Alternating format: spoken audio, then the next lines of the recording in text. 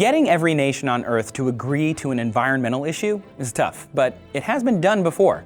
The Montreal Protocol on substances that deplete the ozone layer, or just the Montreal Protocol, is the most successful step we've ever taken to protect our planet. But getting there wasn't easy. When you hear about the ozone layer, you probably think of aerosol cans. But the story actually begins with air travel.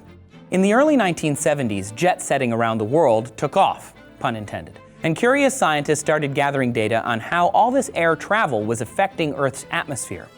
Ozone is a vital molecule of 3 oxygen atoms that exists mainly up in the stratosphere. It's very rare. There are about 3 molecules of ozone for every 10 million molecules of air. Still, those 0.3 parts per million of ozone play a critical role of absorbing biologically damaging UVB sunlight.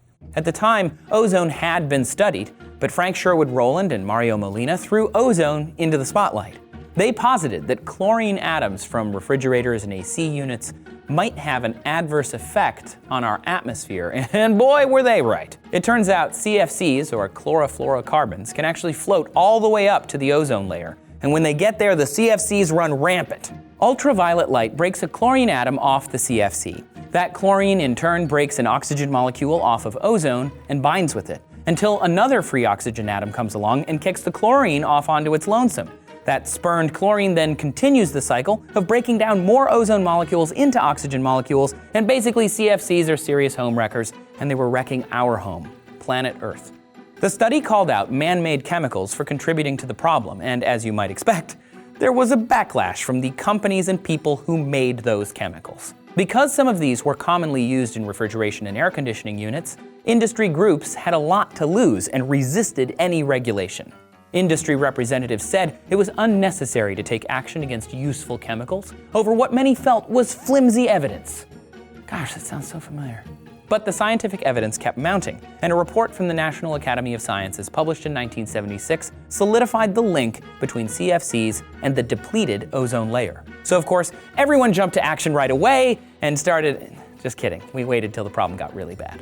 In 1985, researchers found the ozone layer over the South Pole had depleted by about 40% in just a decade. Even NASA hadn't noticed because the programs they were using were set to ignore what they assumed were just impossible ozone measurements. NASA ignored a giant hole because they thought it was impossible. Unable to ignore the problem any longer, 28 nations, including most of the largest CFC producers, finally signed on to the Vienna Conventions, establishing guidelines for negotiating international regulations on substances harmful to ozone.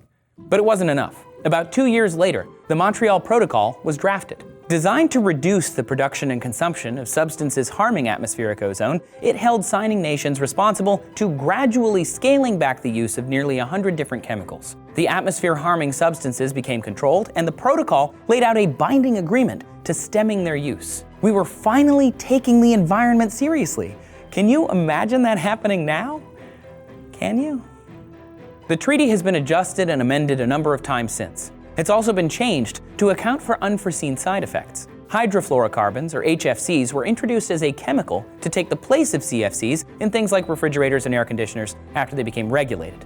And while HFCs don't hurt the ozone, they are greenhouse gases that trap heat far more efficiently than carbon dioxide. Once that was known, a phase-out plan for HFCs was added into the Montreal Protocol as well.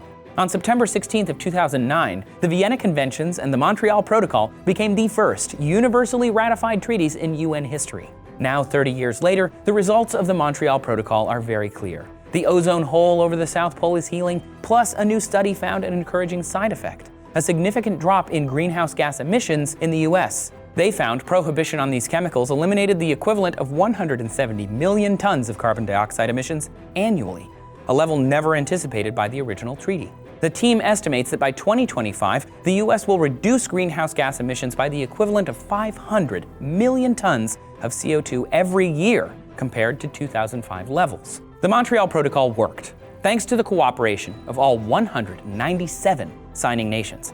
If history were to repeat itself, now might be a really good time. Global temperatures are still rising, but the Paris Agreement, designed to keep global temperature rise below the 2-degree tipping point, is facing some, shall we say, pushback from one signatory specifically. But if anything, the Montreal Protocol shows that if we pull together, we can make a global change that benefits everyone. Some countries are doing better than others in the fight against climate change. We did a video on whether China is taking the right steps. You can check that out here. Do you think it's possible to undertake another climate agreement like the Montreal Protocol in today's political environment? Let us know down in the comments. And be sure to like this video and please subscribe so you get more Seeker.